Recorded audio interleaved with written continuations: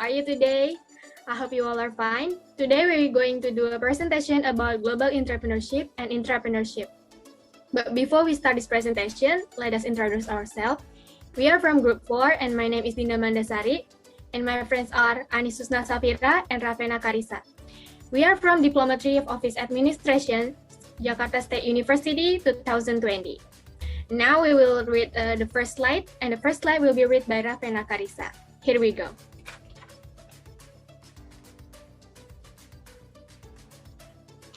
Thank you, Dinda. Hello, my name is Ravena Karisa. I want to explain about entrepreneur and entrepreneurship.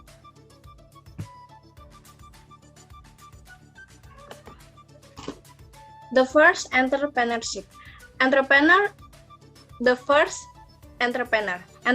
is a French word that means to undertake. In the business world, the term applies to someone who wants to start a business or enterprise. Entrepreneurs are distinct for small business owners. In the entrepreneur often rely on innovation, new product, method, or market to grow their business quickly and boldly. Entrepreneurs are currently an adventurous group, but most wouldn't describe themselves as aggressive risk takers. More than they are passionate about an idea and carefully plan how to put into effect. The next, entrepreneurship.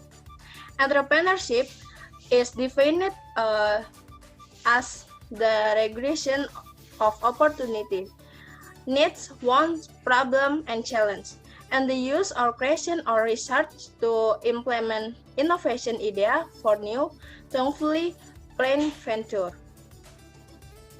Entrepreneur is basically the spirit, attitude, behavior, and ability of a person in holding a business and or activity that leads to an effort to seek to create and implement new ways to working, technology, and product by increasing efficiency in order to provide better service and obtain maximum benefit. The next, entrepreneurs are currently an adventurous group. Most entrepreneurs are more comfortable with managed risks than with dangerous get-rich-quick schemes. The following 5 entrepreneurship methods are among the most prevalent. The first, entrepreneurs are born, not made. The most prevalent myth about entrepreneurs is they are born with the skill that will make them successful, and that anyone who not born with those skills will not success. In reality, entrepreneurism is a skill that, like any other skill, can be learned. The second, entrepreneur make more money. The typical entrepreneur earns less than he or she would earn if working as an employee. The third, being original is essential. Another entrepreneur myth is the entrepreneur who get to the market first gain the most. A success business and can determine the right market and always serve customer well. The fourth, it takes a lot of money to start a business. An entrepreneur who wants to start a business must have the capital of his business to be successful. Capital here does not mean only capital money, but also the skill possessed. And the last, entrepreneur must be risk takers. An entrepreneur must be good at taking risks for his business to progress and develop. The size of the risk depends on the size of the business being run. Risks must to be taken with careful tone with a variety of clear consideration. The next will be read. The next slide will be read by Vira. Thank you, Ravena. Hello, I'm Anisusna Safira.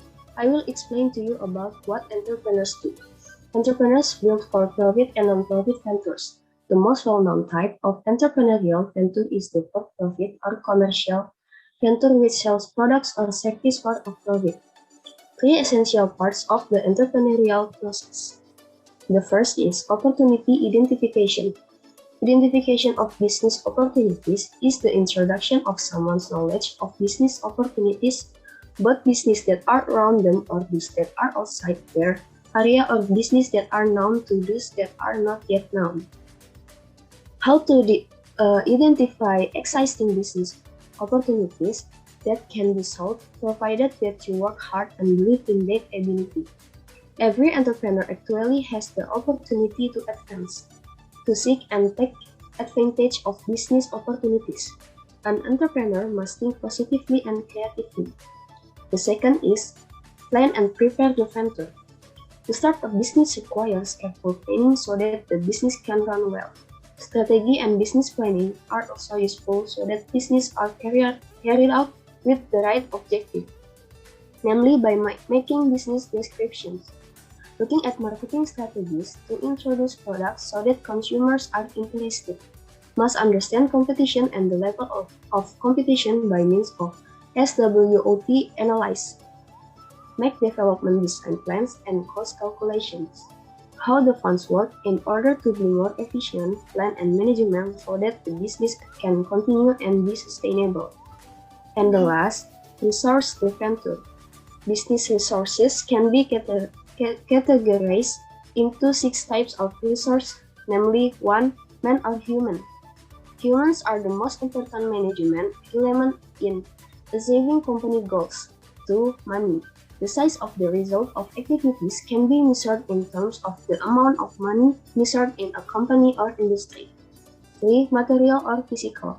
Company managers strive to be able to obtain raw materials at the lowest price, using cheap and safe transportation. 4. Matching or technology. Matching have an important role in the production process after industrial events. 5. Methods. Work methods are needed so that work can run effectively and efficiently. And the last, market. Product marketing has a very important role because the goods produced do not sell in the market. The process of producing goods will stop. Next.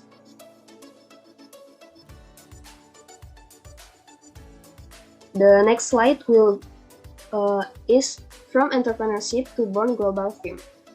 A born global firm, also commonly called a global startup, is a business organization that, from inception, seeks to derive significant competitive advantage from the use of resources and the sale of outputs in multiple countries. To enter the global market, of course, profit is one of the most significant reasons. The profit that is derived negatively by the cost of preparing to enter the global market and underestimation of cost and loss due to errors. The difference between the plain result and the actual result may be quite large in the first attempt to enter the global market. The physical and psychological closeness to international market has influenced several global entrepreneurs. Therefore, there are several things that motivate to enter the global market, such as profit, competitive pressure, unique products or service, excess production capacity, unique market opportunities, economies of scale, advantage in terms of technology, and taxes. The next slide will be read by Dinda Manda.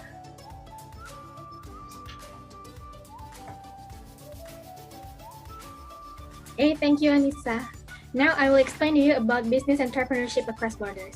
There are a number of factors that explain why the level of business entrepreneurship varies so much across countries.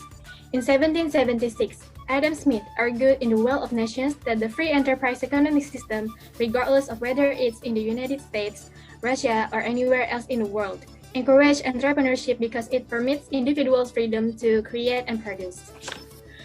These impressions have been edited by scholars and economists. Such a system makes it easier for entrepreneurs to acquire opportunity.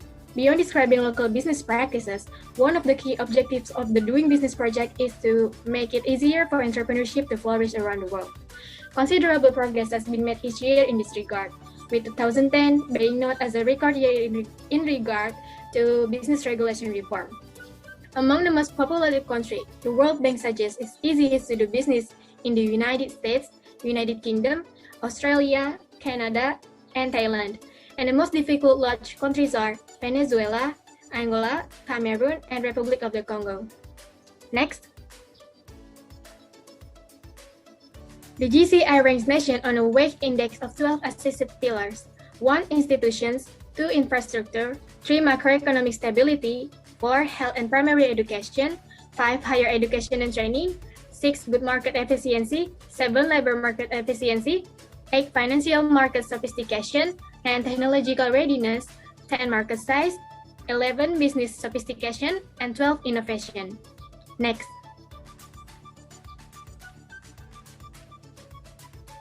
From entrepreneurship to intrapreneurship.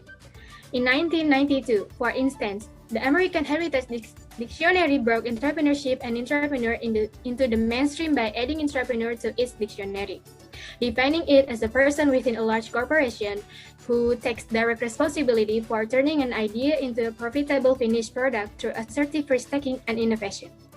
In the early 1980s, G. Ford and Elizabeth Pincott were developing the concept of the intracorporate entrepreneur and coined the word intrapreneur.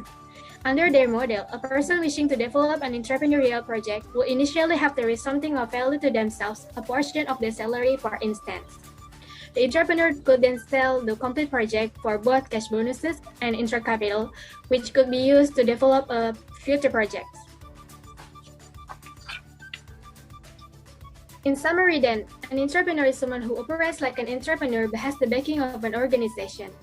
There are two approaches to entrepreneurship. First is the coexistence approach, and 2, the structural separation approach. And next is the conclusion. The conclusion will be read by Ravena Karisa.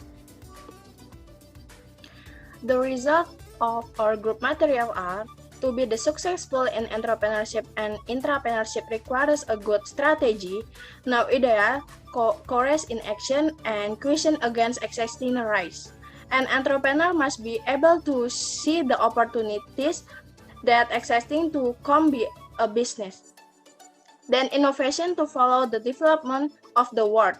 Taking advantage of technology advance is very important to development a business. Therefore, an entrepreneur and intrapreneurship is required to always follow the development of existing technology. Okay, so that's all about global entrepreneurship and intrapreneurship. We apologize if there's a mistake during the presentation, and thanks for watching.